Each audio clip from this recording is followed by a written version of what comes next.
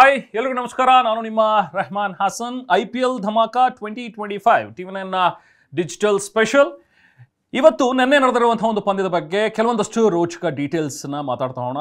S, of course RCB ಅಭಿಮಾನಿಗಳಿಗೆ ಒಂದು good news ಏನು ಅಂತ ಹೇಳಿದ್ರೆ, RCB ಈಗ ಪಾಯಿಂಟ್ಸ್ ಟೇಬಲ್ನಲ್ಲಿ ಟಾಪ್ ಇದೆ.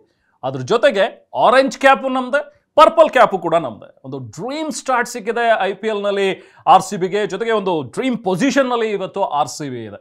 ಅದರಲ್ಲೂ RCB ಈ ಬಾರಿಯ IPL ಟ್ರೋಫಿ ಗೆಲುವಿನ ಒಂದು ಹಾಟ್ ಫೇವರೇಟ್ ತಂಡವಾಗಿ ಈಗ ಹೊರಹೊಮ್ಮಿದೆ. ನೋಡ್ತಾ ಹೋದರೆ RCB ಈಗ ಪಾಯಿಂಟ್ಸ್ ಟೇಬಲ್ನಲ್ಲಿ ನಂಬರ್ 1 ಸ್ಥಾನದಲ್ಲಿರುವಂಥದ್ದನ್ನು ಗಮನಿಸ್ತಾರೆ. ಇನ್ನೇನಿರುವಂಥ ಕೆಲವೊಂದಷ್ಟು ಪಂದ್ಯಗಳು, ಇನ್ನೇನು ಲೀಗ್ನಲ್ಲಿ 4 ಮ್ಯಾಚು, ಅದಾದಮೇಲೆ ಸೆಮಿಫೈನಲ್ ಮತ್ತು ಫೈನಲ್. ಸೊ ಟ್ರೋಫಿ ಈ ಬಾರಿ RCB ಗೆಲ್ಲಬೇಕು ಅನ್ನುವಂಥದ್ದು ಅಭಿಮಾನಿಗಳ ಆಶಯ. ನೋಡೋಣ, ಯಾಕಂದರೆ ಎಲ್ಲ ಪ್ಲೇಯರ್ಸ್ ಕೂಡ RCBಯಲ್ಲಿ ತುಂಬ ಚೆನ್ನಾಗಿ ಆಡ್ತಾ ಇದ್ದಾರೆ. ಅದರಲ್ಲೂ ಕೂಡ ಬ್ಯಾಟಿಂಗ್ ಲೈನಪ್ ಆಗಿರ್ಬೋದು ಅಥವಾ ಬೌಲಿಂಗ್ ಲೈನಪ್ ಆಗಿರ್ಬೋದು, ಎರಡರಲ್ಲೂ ಕೂಡ ಸ್ಟ್ರಾಂಗ್ ಇರುವಂಥ RCB ಈ ಬಾರಿಯ ಕಪ್ಪನ್ನು ಗೆಲ್ಲಬಹುದು ಅನ್ನುವಂಥ ಎಲ್ಲ ಗುಡ್ ಸೈನ್ಸ್ ಈಗ ಸಿಗ್ತಾ ಇದೆ. ಸೊ ನಿನ್ನೆ ನಡೆದಂಥ ಒಂದು ಪಂದ್ಯ RCB ಮತ್ತು ಡೆಲ್ಲಿ ಕ್ಯಾಪಿಟಲ್ಸ್ ನಡುವೆ ನಡೆದಂಥ ಒಂದು ಪಂದ್ಯ. ಸೊ ಸೇಡು ತೀರಿಸ್ಕೊಂಡಿದೆ RCB ಅನ್ನುವಂಥದ್ದನ್ನ ಇಲ್ಲಿ ಹೇಳಬೇಕು. ಯಾಕಂದರೆ ಡೆಲ್ಲಿ ಕ್ಯಾಪಿಟಲ್ಸ್ ಬಂದು ಬೆಂಗಳೂರಿನಲ್ಲಿ RCBಯನ್ನು ಸೋಲಿಸಿ ಹೋಗಿತ್ತು. ಸೊ ಆ ಒಂದು ಸೇಡನ್ನು ಈಗ RCB ಡೆಲ್ಲಿ ನೆಲದಲ್ಲಿ ಗೆಲ್ಲುವ ಮೂಲಕ ತೀರಿಸ್ಕೊಂಡಿದೆ. ಇನ್ನು RCB 6 ವಿಕೆಟ್ಗಳಿಂದ ಗೆದ್ದಿದೆ. ಜೊತೆಗೆ ಇನ್ನೂ 9 ಬಾಲ್ ಬಾಕಿ ಇತ್ತು. ಆಗಲೇ ಗೆಲುವಿನ ನಗೆ ಬೀರಿದಂಥ RCB ಟೀಮ್ ಮೊದಲು DC ಬ್ಯಾಟಿಂಗ್ ಮಾಡ್ತು. ಯಾಕೋ DCಯ ಬ್ಯಾಟ್ಸ್ಮನ್ಗಳು ಅಷ್ಟು ಹೆಚ್ಚು ರನ್ಗಳನ್ನು ಕಲೆ ಹಾಕೋದ್ರಲ್ಲಿ ವಿಫಲರಾದರು. ಬಹುಶಃ KL ರಾಹುಲ್ 41, ಜೊತೆಗೆ ಸ್ಟಬ್ಸ್ 34 ರನ್ಗಳನ್ನು ಗಳಿಸಿದ್ದು ಬಿಟ್ಟರೆ ಬೇರೆ ಇನ್ಯಾವ ಬ್ಯಾಟ್ಸ್ಮನ್ ಕೂಡ ಅತ್ಯುತ್ತಮವಾಗಿ ಆಡೋದಕ್ಕೆ ಸಾಧ್ಯ ಆಗಲಿಲ್ಲ. ಸೊ ಹಾಗಾಗಿ ಡೆಲ್ಲಿ ಕ್ಯಾಪಿಟಲ್ಸ್ ಕೇವಲ 162 ರನ್ಗಳಿಗೆ 8 ವಿಕೆಟ್ಗಳನ್ನು ಕಳೆದುಕೊಳ್ತು. 20 ಓವರ್ನಲ್ಲಿ ಗಳಿಸಿದ್ದು ಕೇವಲ 162 ರನ್ ಮಾತ್ರ. So next RCB batting start ಮಾಡ್ತು. 162 ರನ್ಗಳನ್ನ ಗುರಿಯನ್ನು ಬೆನ್ನತ್ತಿ 163 ರನ್ಗಳು ಬೇಕಿತ್ತು RCBಗೆ. ಬಟ್ ಆರಂಭ ಚೆನ್ನಾಗಿರಲಿಲ್ಲ RCBಗೆ. ಸೊ ಅನಿಸಿತ್ತು ಬಹುಶಃ ಈ ಮ್ಯಾಚನ್ನು ಕೈ ಚೆಲ್ಲುತ್ತೆ RCB ಅಂತಲೇ ಎಲ್ಲರೂ ಅಂದ್ಕೊಂಡಿದ್ರು ಆ ಪಾಯಿಂಟ್ ಆಫ್ ಟೈಮಲ್ಲಿ. ಯಾಕಂದರೆ 26 ರನ್ಗೆ 3 ಪ್ರಮುಖ ವಿಕೆಟ್ಗಳನ್ನು ಕಳ್ಕೊಂಡಿತ್ತು. ಪಟಿದಾರ್ ಔಟ್ ಆಗೋಗಿದ್ರು, ಬತಲ್ ಔಟ್ ಆಗೋಗಿದ್ರು, ಪಡಿಕಲ್ ಔಟ್ ಆಗೋಗಿದ್ರು. ಸೊ ಎಲ್ರಿಗೂ ಅನಿಸಿದ್ದು ಈಗ ನೆಕ್ಸ್ಟ್ ಬರೋ ಬ್ಯಾಟ್ಸ್ಮನ್ನು ಪಾರ್ಟ್ನರ್ಶಿಪ್ ಮಾಡಲಿಲ್ಲ ಅಂತ ಹೇಳಿದ್ರೆ ಖಂಡಿತವಾಗ್ಲೂ ಈ ಮ್ಯಾಚನ್ನು ಕೈ ಚೆಲ್ಲಬೇಕಾಗತ್ತೆ ಅಂತ. ಯಾಕಂದರೆ ಅಕ್ಷರ್ ಪಟೇಲ್ ಅವರ ಒಂದು ಸ್ಪಿನ್ ತುಂಬಾ ಚೆನ್ನಾಗಿತ್ತು. ಕ್ಲೂಲೆಸ್ ಆಗಿದ್ರು ಬ್ಯಾಟ್ಸ್ಮನ್ಗಳು ಅಕ್ಷರ್ ಪಟೇಲ್ ಅವರ ಬೌಲಿಂಗ್ ಆಡೋದಕ್ಕೆ.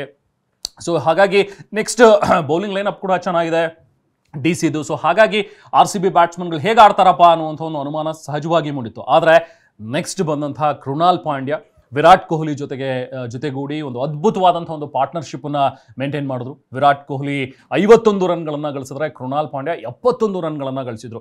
ಸೊ ಬಹುಶಃ ಅನಿಸಿತ್ತು ಕೃಣಾಲ್ ಪಾಂಡ್ಯ ಯಾಕೆ ಅಪ್ ದ ಆರ್ಡರ್ ಬರ್ತಾ ಇದ್ದಾರೆ ಅನ್ನುವಂಥದ್ದು. ಬಹುಶಃ ಲೆಫ್ಟ್ ಹ್ಯಾಂಡ್ ರೈಟ್ ಹ್ಯಾಂಡ್ ಕಾಂಬಿನೇಷನ್ಗೋಸ್ಕರ ಅವರನ್ನು ಕಳಿಸಿರಬಹುದಾ ಅನ್ನುವಂಥದ್ರ ಬಗ್ಗೆಯೂ ಕೂಡ ಚರ್ಚೆ ಆಯಿತು. ಬಟ್ ಕೃಣಾಲ್ ಪಾಂಡ್ಯ ತಾವು ಬಂದಂಥ ಒಂದು ಸ್ಥಾನಕ್ಕೆ ಜಸ್ಟಿಫೈ ಮಾಡಿದ್ದಾರೆ. 47 ಎಸೆತಗಳಲ್ಲಿ 71 ರನ್ಗಳನ್ನು ಕೃಣಾಲ್ ಪಾಂಡ್ಯ ಗೆಲ್ಲಿಸುವ ಮೂಲಕ ಅದು ನಾಟ್ಔಟ್ ಆಗಿ ಉಳ್ಕೊಂಡ್ರು. ಕೊನೆಯವರೆಗೂ ಕೂಡ ಅತ್ಯುತ್ತಮವಾಗಿ ಬ್ಯಾಟಿಂಗ್ ಮಾಡಿದಂಥ ಕೃಣಾಲ್ ಪಾಂಡ್ಯ ಗೆಲುವನ್ನು ತಂದುಕೊಟ್ರು. ಇನ್ನು ವಿರಾಟ್ ಕೊಹ್ಲಿ ಕೂಡ ಅಷ್ಟೇ ಅವರ ಒಂದು ಡ್ರೀಮ್ ಫಾರ್ಮ್ನಲ್ಲಿದ್ದಾರೆ ಅನ್ನುವಂಥದ್ದನ್ನು ಇಲ್ಲಿ ಹೇಳಬೇಕು. ಯಾಕಂದರೆ ಪ್ರತಿಯೊಂದು ಮ್ಯಾಚ್ನಲ್ಲೂ ಕೂಡ ವಿರಾಟ್ ಕೊಹ್ಲಿ ಅವರಿಂದ ಬರ್ತಾ ಇರುವಂಥ ಒಂದು ರನ್ಸ್ 47 ಎಸೆತಗಳಲ್ಲಿ 51 ರನ್ನನ್ನು ನಿನ್ನೆ ಕೂಡ ದಾಖಲಿಸಿದ್ರು. ಇನ್ನು RCB ಈಗ ಸದ್ಯಕ್ಕೆ ಪಾಯಿಂಟ್ಸ್ ಟೇಬಲ್ನಲ್ಲಿ ಟಾಪಲ್ಲಿದೆ. 14 ಪಾಯಿಂಟ್ಗಳು ಆಡಿರುವಂಥ 10 ಮ್ಯಾಚ್ಗಳಲ್ಲಿ.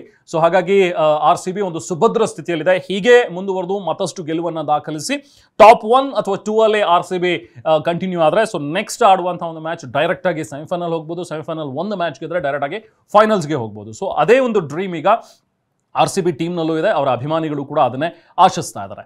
ಇನ್ನೊಂದು ವಿಚಾರ, ಪರ್ಪಲ್ ಕ್ಯಾಪ್ ಮತ್ತು ಆರೆಂಜ್ ಕ್ಯಾಪ್ ಎರಡೂ ಕೂಡ RCBಯಲ್ಲಿದೆ. ಈಗ ಪರ್ಪಲ್ ಕ್ಯಾಪ್ ಜೋಶ್ ಹೇಜಲ್ವುಡ್ ಅವರು ಗಳಿಸಿದ್ದಾರೆ 18 ವಿಕೆಟ್ಗಳು. ಇನ್ನೊಂದು ಆರೆಂಜ್ ಕ್ಯಾಪ್ ಅದು ವಿರಾಟ್ ಕೊಹ್ಲಿ ಅವ್ರದ್ದು. ಯಾಕಂದರೆ 443 ರನ್ಗಳನ್ನು ಗಳಿಸುವ ಮೂಲಕ ಟಾಪ್ ಸ್ಕೋರರ್ ಆಗಿದ್ದಾರೆ.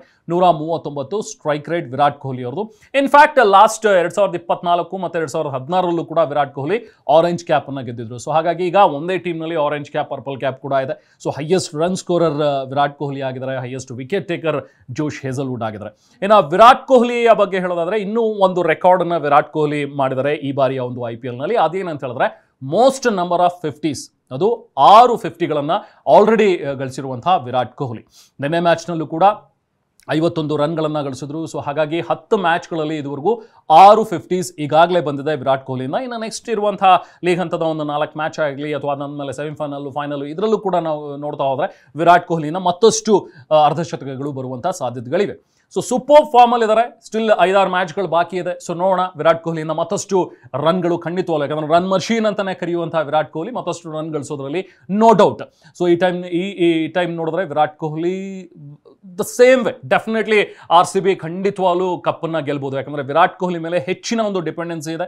ಬಟ್ ಸ್ಟಿಲ್ ವಿರಾಟ್ ಕೊಹ್ಲಿ ಕೂಡ ಉತ್ತಮವಾಗಿ ಬ್ಯಾಟಿಂಗ್ ಮಾಡ್ತಾ ಇದ್ದಾರೆ. ಸೊ ಹಾಗಾಗಿ ಇದೇ ರೀತಿ ಆಡಿದ್ದೇ ಆದಲ್ಲಿ ವಿರಾಟ್ ಕೊಹ್ಲಿ ಕಪ್ಪನ್ನು ಈ ಬಾರಿ ಗೆಲ್ಲಿಸಬಹುದು. 18 ಅವರ ಜರ್ಸಿ ನಂಬರ್, 18 ಸೀಸನ್ ನಂಬರ್ ಕೂಡ ಇದೆ. ಸೊ ಲಕ್ಕಿ ಆದ್ರೂ ಆಶ್ಚರ್ಯ ಇಲ್ಲ.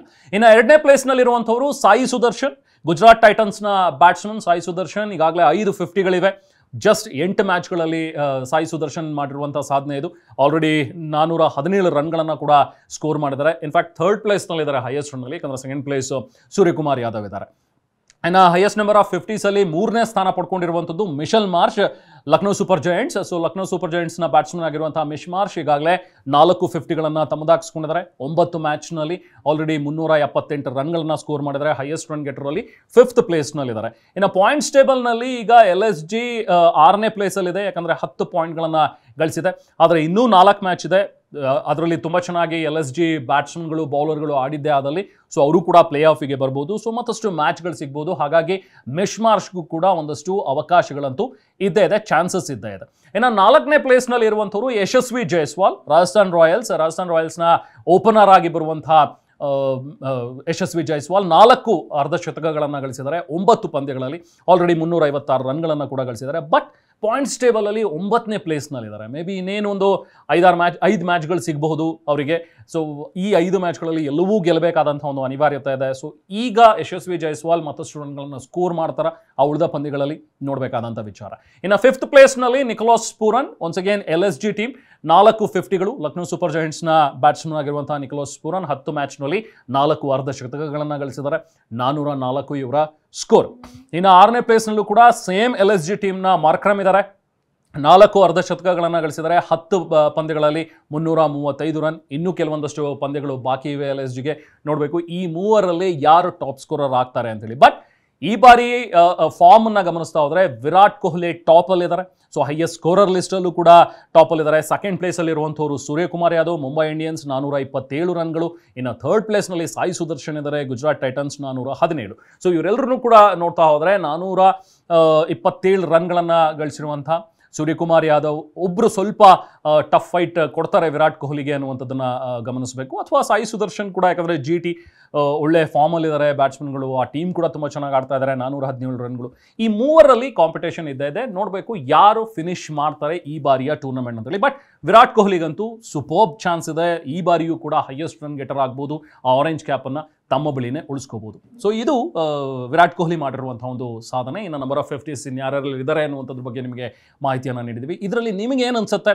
ಸೊ ಈ ಬಾರಿಯ ಆರೆಂಜ್ ಕ್ಯಾಪ್ ವಿನ್ನರ್, ಈ ಟೂರ್ನಮೆಂಟ್ನಲ್ಲಿ ಹೈಯೆಸ್ಟ್ ರನ್ ಗೆಟರ್ ಅದು ವಿರಾಟ್ ಕೊಹ್ಲಿನೇ ಆಗ್ಬೋದಾ ಅಥವಾ ಬೇರೆ ಇನ್ಯಾರಾದರೂ ಬ್ಯಾಟ್ಸ್ಮನ್ಗೆ ಚಾನ್ಸ್ ಇದೆಯಾ ಅನ್ನುವಂಥದ್ದನ್ನು ನೀವು ಕಾಮೆಂಟ್ ಮಾಡಿ ತಿಳಿಸಿ. This is Rehman signing off. Bye.